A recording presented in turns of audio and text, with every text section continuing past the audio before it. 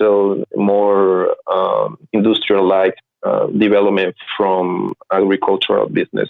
So I think that's pretty much the economy of the Uraba region is agricultural, like raw product or produce, and then a little bit of industrialized processes.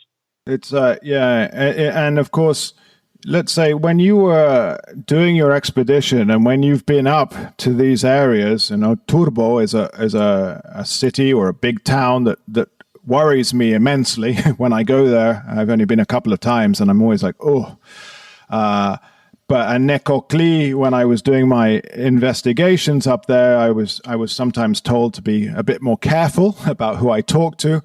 Have you run into problems up there? Because we know it's an area with the banana zone in the beginning. I mean, you're looking at ELN, and then you're looking at the guerrillas, and then you were looking at FARC, and then it was paramilitaries, and we know about the international story of, I guess it was Chiquita brands paying protection fees protection money. Have you had trouble up there? Have any of your researchers had trouble? No. I've been fortunate not getting into trouble. Of course, we try to make good relationships with local communities. So even when we started the expedition 10 years ago, we hired an anthropologist.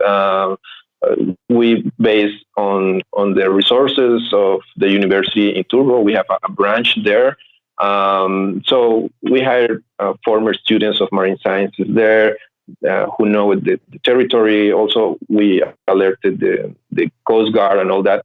And then we were like announced about our purposes and motives and all that. In addition to that, we also have to announce to the African descendant communities that we are going to be there. We have to negotiate in order to get permission and all that. So we were crystal clear about our purposes, and I always try to do so in order to not get into trouble. However, of course, there are kind of